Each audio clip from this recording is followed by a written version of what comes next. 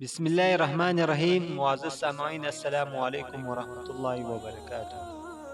ناظرین گرامی، یہودیت کی ایک مذہبی دستاویز میں لکھا ہے کہ مسیح یعنی الدجال کی روح اس جگہ جہاں وہ قید ہے رویا کرتی ہے اور یہودیوں کے احوال پر غمگین رہتی ہے، اور بار بار ان ملائکہ سے جو اسے قید کیے ہوئے ہے پوچھتی ہے کہ اسے نکلنے کی اجازت کب ملے گی۔ یہودی مسیح دجال یعنی دجال اکبر، جسے وہ مسیح داؤد کہتے ہیں، کہ موجودہ مقام، رہائش یا موجودہ پناہگاہ کو ظاہر نہیں کرتے۔ یا تو ابلیس نے انہیں بھی اس کا واضح اور متعین علم نہیں دیا ہے، یا اگر دیا ہے تو یہودی اکابر اسے بے حد خفیہ راز کی طرح رکھنے کی کوشش کرتے ہیں۔ چنانچہ ان کی خفیہ ترین بحثوں میں اس حوالے سے جو بات کہی جاتی ہے وہ نہایت معنی خیز ہونے کے ساتھ ساتھ اصرار بھی ہے۔ یہ پر اسراریت اور رازداری کی کوششیں اپنی جگہ، لیکن سچی بات یہ ہے کہ یہود کو دجال کے مقام کا صحیح علم ہے نہ اور وہ اس کے کچھ کا اور نہ وہ اس کے کچھ کام آ سکتے ہیں۔ مطلب یہود کو ابھی تک دجال کا کچھ بھی پتہ نہیں ہے اور نہ دجال ان کا کچھ کام آ سکتا ہے۔ آج تک جتنے روحانی یہودی جادوگر سفلی عامل گزرے ہیں، مثلا سباتائی زیوی، اسرائیل بن ایلیزر، بعل شیم وغیرہ، یہ اپنے جادو، شیطانی علم اور خبیث جنات سے رابطے کے ذریعے دجال کا ٹھکانہ معلوم کر سکے ہیں۔ نہ ان کے احبار اور رہبا، علماء اور پیر کو اس کا کچھ علم ہے، اور نہ ہی ان کے سائنسدان اور خلانور داس اس کی کوئی خبر لا سکے۔ اللہ پاک نے سچی کتاب اور سچی نبوت کے ذریعے جو اور جتنا علم مسلمانوں کو دیا ہے، اس کے علاوہ سب غلط ہے۔ یہود کے خواص اس حوالے سے ایک دوسرے کو جس رازداری کی تلقین کرتے ہیں، وہ یہودی عوام کے سامنے در حقیقت اپنی جہالت پر پردہ ڈالنے کی کوشش ہے۔ جب یہودیوں کی بات یقینی طور پر غلط ہے تو صحیح بات کیا ہے؟ جن امور کا تعلق غیبیات، ماوراء الطبیعیات سے ہوتا ہے، اس میں ہمارے پاس معلومات حاصل کرنے کا واحد ذریعہ وہ وحی ہے۔ انسانیت کے پاس اس کے علاوہ کوئی چارہ کار نہیں کہ جن چیزوں کا وہ مشاہدے اور ذاتی تحقیق سے دریافت نہیں کر سکتی، ان کے بارے میں ایسے ذریعے پر اعتماد کرے جو مستند بھی ہو اور تسلی بخش بھی، اور یہ ذریعہ عقل نہیں، وحی ہے۔ وحی کے نور کے بغیر عقل گمراہ ہے اور گمراہی تک لے جانے والی ہے۔ حضور صلی اللہ علیہ وسلم وہ ہستی ہے جنہیں زمانہ جاہلیت کے شدید دشمن رکھنے والے مخالفین نے بھی الصادق الامین کا لقب دیا۔ آپ نے زندگی بھر کبھی بھی کسی طرح جھوٹ نہیں بولا، لہذا آپ صلی اللہ علیہ وسلم کی بتائی ہوئی اطلاعات سے زیادہ مستند معلومات حاصل کرنے کا ذریعہ انسانوں کے پاس کوئی اور نہیں۔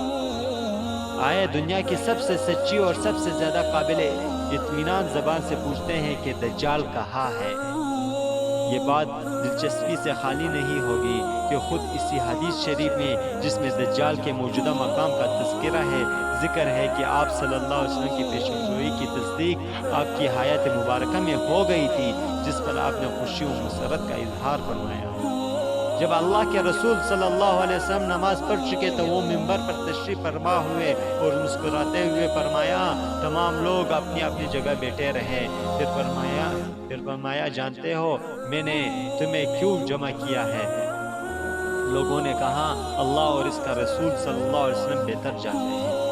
آپ صلی اللہ علیہ وسلم نے فرمایا، اللہ کی قسم میں تمہیں نہ تو کسی چیز کا شوق دلانے کے لیے جمع کیا ہے اور نہ کسی چیز سے ڈرانے دھمکانے کے لیے اکٹھا کیا ہے، بلکہ میں تمہیں یہ بتانے کے لیے جمع کیا ہے کہ تمیم داری پہلے عیسائی تھا، وہ آیا، اس نے بیعت کی اور اسلام میں داخل ہو گیا۔ اس نے مجھے ایسا واقعہ سنایا جو ان باتوں سے تعلق رکھتا ہے جو میں تمہیں دجال کے بارے میں بتایا کرتا ہوں۔ اس نے مجھے بتایا کہ وہ لخم اور جذام قبیلے کے 3 آدمیوں کے ہمراہ ایک بحری جہاز میں سمندر کے سفر پر روانہ ہوا۔ سمندر کی لہریں مہینہ بھر انہیں ادھر ادھر دھکیلتی رہی، یہاں تک کہ وہ ایک جزیرے میں پہنچ گئے۔ اس وقت سورج غروب ہو رہا تھا۔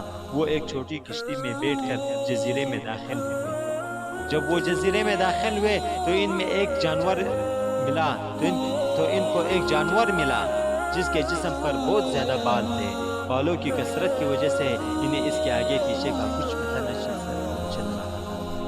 انہوں نے کہا تیرا ناس ہو تو کیا چیز ہے؟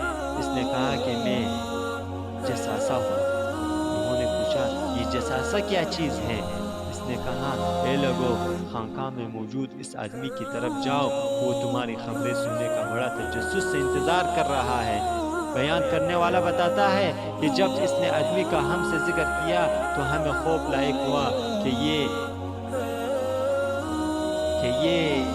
جانور شیطان نہ ہو۔ پھر ہم تیزی سے چلے اور خانقاہ میں داخل ہو گئے۔ وہاں ہم نے باری برکم قد کھاٹ کا ایک آدمی دیکھا جس کے گھٹنوں تک بندھی ایک لوہے کی زنجیر تھی اور اس کے ہاتھ اس کی گردن کے ساتھ بندھے تھے۔ ہم نے پوچھا تیرا ناس ہو تو کیا چیز ہے؟ اس نے کہا میرا پتہ تمہیں جلد چل جائے گا۔ یہ بتاؤ کہ تم کون ہو؟ ہم نے کہا کہ ہم عرب سے آئے ہیں۔ ہم جہاز میں سوار ہوئے، سمندر میں طوفان آ گیا، مہینہ بھر لہریں ہمیں دھکیلتی رہی، یہاں تک کہ ہم اس جزیرے کے کنارے لے آئے۔ ہم کشتی میں بیٹھ کر جزیرے میں داخل ہوئے۔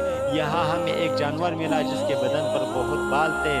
بالوں کی کثرت کی وجہ سے اس کے آگے پیچھے کا کچھ پتہ نہ چل رہا تھا۔ ہم نے اس سے پوچھا تیرا ناس ہو تو کیا چیز ہے؟ اس نے کہا میں جساسا ہوں۔ ہم نے پوچھا کہ یہ جساسا کیا چیز ہے؟ اس نے کہا خانقاہ میں موجود اس آدمی کی طرف جاؤ، وہ تمہاری خبریں سننے کا بہت شوق سے انتظار کر رہا ہے۔ ہم تیزی سے تمہاری طرف آئے اس ڈر سے کہ کہیں یہ شیطان نہ ہو۔ اس نے کہا مجھے بیسان کی نخلستان کا حال بتاؤ۔ ہم نے کہا اس نخلستان کے بارے میں کون سی بات پوچھنا چاہتے ہو؟ اس نے کہا میں جاننا چاہتا ہوں کہ کیا اس کے درختوں پر پھل آتے ہیں یا نہیں؟ ہم نے کہا ہاں آتے ہیں۔ اس نے کہا وہ زمانہ قریب ہے جب ان درختوں پر پھل